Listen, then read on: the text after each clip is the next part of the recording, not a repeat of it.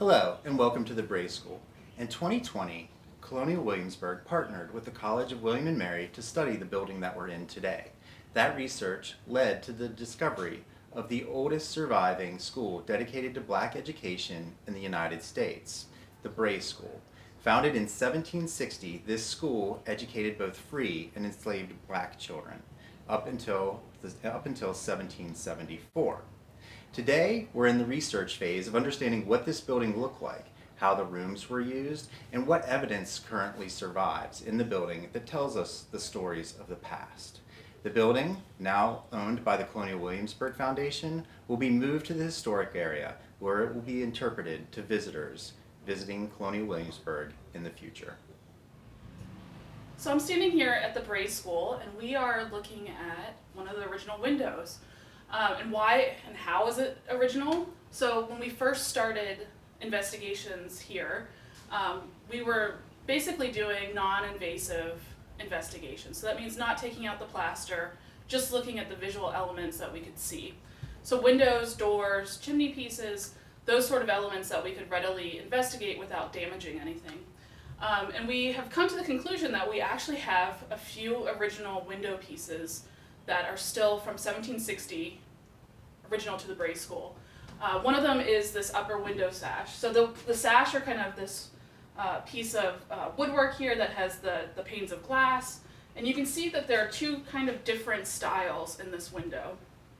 And so as architectural historians, we look at things like molding profiles, construction details. All of those things put together help us understand when an element was constructed or modified. And in this case, we're looking at the mutton profile. So the muttons are the grid work between the panes of glass. And you can see the upper sash has a different mutton profile than the lower sash. And the upper sash is actually more indicative of the 18th century, of a colonial mutton profile. And after doing some paint analysis and looking carefully at the construction techniques, we realized that this upper sash is original to the Bray School. We're not sure when the lower sash was modified or added in, but we're really excited because we can use this mutton profile and this upper sash to design the rest of the windows in the building that are now missing. Part of my job here at the Bray School has been to remove the modern 20th century plaster and lath, and as we removed the modern plaster and lath, we found elements of the 18th century period that were reused as nailers for the lath in the 1920s. Part of those pieces that we're finding are things like chair rails and baseboards. These are really interesting because they're showing the construction techniques, and you can actually see on this piece, we have the original nail in the back where this attached to the stud, and this is a corner piece. You can see where the paint line stops, and it also has the joinery for the connecting piece that comes in just like this. These are really useful for us because this means we have the elements to be able to put these back. So we'll be able to copy the size, the molding profiles, and all of these construction techniques when we restore the building.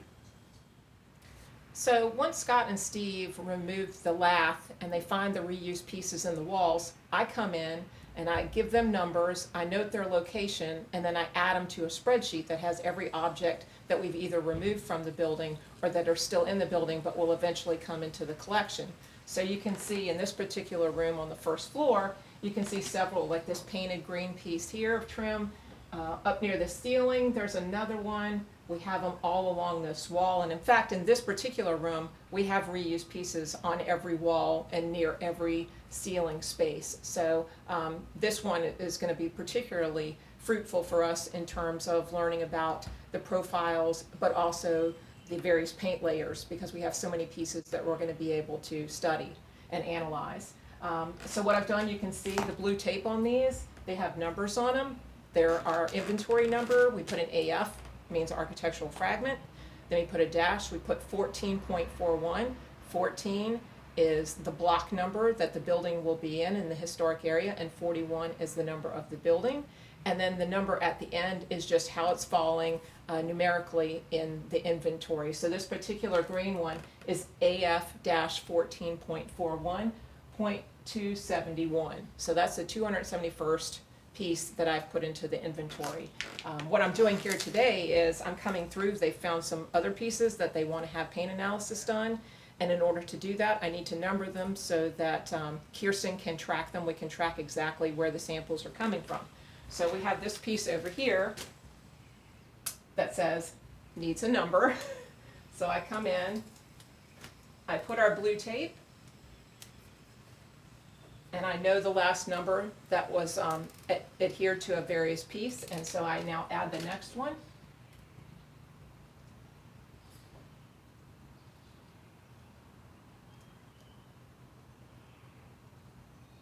And so now this is the 404th object that we are going to have inventoried, and that's what I'm going to do today, is just continue through the building, and anything that hasn't been numbered yet, I'm going to go ahead and do that.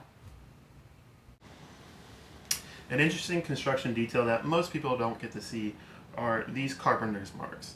The carpenters mark the timbers as they are cutting the mortise and tenon joints, as each one is hand cut. So you can see these two pegs here. This is the mortise down here, and the tenon is on this down brace fitting into that mortise. So they mark them so they can match them up when they raise the building later. So one of the things we were looking at when we started investigating the Bray School was the stair. We weren't sure if the stair was original to the 1760 construction of the school or if it was a later modification.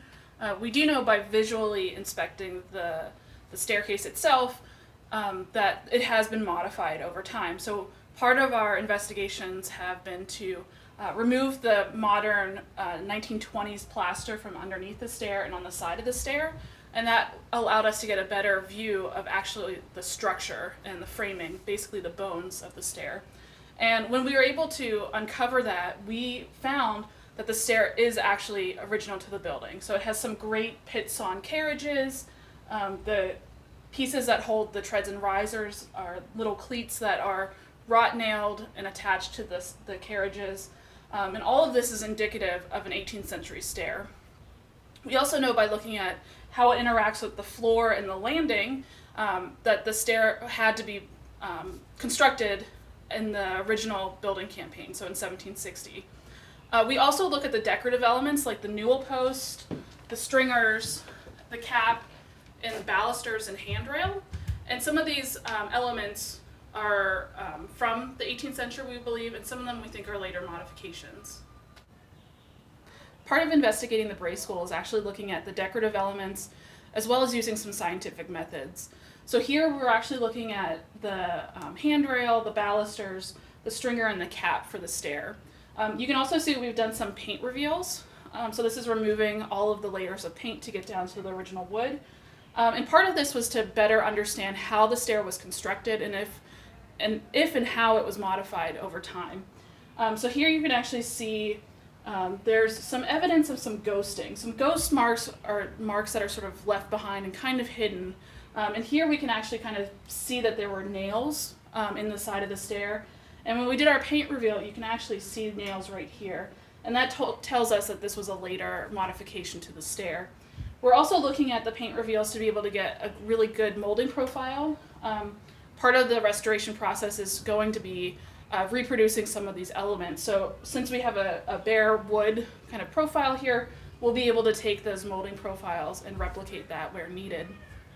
One of our pressing questions are the balusters. So the balusters are the vertical upright pieces. Normally you don't see square balusters like this until you get into the 19th century. And this is kind of confusing to us because we think that the building and the stair itself was built in 1760 based on dendrochronology evidence. So one of the things we're doing is we're getting a better look at the balusters. We know that the stair was modified quite a bit over time. You can see they've put in the spacer block here in the 1920s. So that means they also had to modify the balustrade. And so part of doing the paint reveals is also looking for evidence of earlier balusters. And that process is ongoing, and we hope to have more information about that soon. So right now, we're actually looking at the 18th century chimney from the Bray School. This is an original chimney stack that served the school building. And I'm standing in a 20th century addition that went on to the school. And we're very lucky that this survived. It's actually the only chimney. There were two. It's one of two. But this is the only chimney that survived the additions and the move of the building from its original site to where it is today.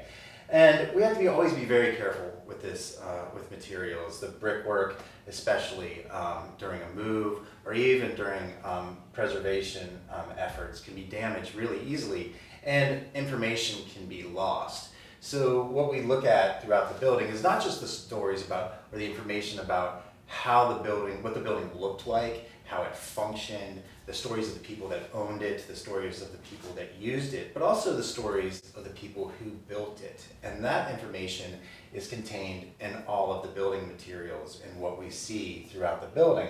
So for instance, on this building you can see the skill, on this chimney you can see the skill of the masons, the way that they're striking the joint, that's the finishing of the joints, even the brick makers, the marks that they leave behind, the environmental conditions, so little stippling marks on the bricks showing that it was raining when they were hand molding these bricks, or even when they're moving the bricks from drying bed to drying shed and throughout the yard. And in that you get fingerprints of the 18th century brick makers, which still survive all over these bricks today. Also tool marks of the masons. We have little slots in the sides of the mortar joints called line pin holes. Those little holes basically held a little blade that had a pin coming off of it. They would tie a string onto that, and that's how they would keep their coursework straight. You can also tell the intent of the finish. So again, going back to the mortar joints, they're fairly well executed, and there's a little groove in there, and that's called a struck joint. And so what that does is it draws your eye and makes the masonry look very, very straight, when otherwise the handmade brick was fairly irregular. And then another little nice detail is that if you look closely, you can see these center bricks. These are called headers. It's the end of a brick, and those are glazed. So those are sitting next to the firing tunnel, and they basically get a glazing on them during production. And so this had a nice little decorative pattern of all these little glazed headers running right up the center of the chimney stack. We'll use this chimney as a model for reconstructing the chimney on the other side of the building. And the real complex task is actually moving this chimney as well as the building to its new site. To do that, we'll actually come in, we'll jack everything up, we'll stabilize the chimney to the school building. We'll come in, we'll jack everything up. A flatbed truck will come in underneath the building. It'll be dropped onto that bed and driven to its new site, where it will then be placed on the new foundation in the historic area. So we're standing on the second floor of the Bray School, and this space is actually quite a bit different than it would have been historically. In the 1920s, they actually changed the roof line of the building. So they changed it from a gable style roof, which is like you see in the model in front of me, this A-frame, to a gambrel style roof, which is more like what you would see on a Dutch barn. And they did this because a gambrel style roof actually gives you more space and more light upstairs, and it increases the ceiling height. But historically, it would have been more like this gable style. And we know that based on two things. Based on photographs of the building before it was renovated in the 1920s, and actually also physical evidence. So you can see behind me, we actually have some of the original wall studs still in place, and they've been cut at an angle. And if you look at this orange string that we have here, that's the original roof line of the building. We also know from photographs and from physical evidence that the building had dormer windows on the front and back. So dormers are like you see here in the model, and we have evidence of that as well. So once the building is fully restored, we will be putting back this gable style roof and these dormers, and it will look like it did in the 18th century. Thank you for joining us as we've taken you through the Bray School. We hope that all of you have enjoyed our content. Please continue to follow us, because we will be having many, many updates moving forward. And the Bray School is slated to open in 2024.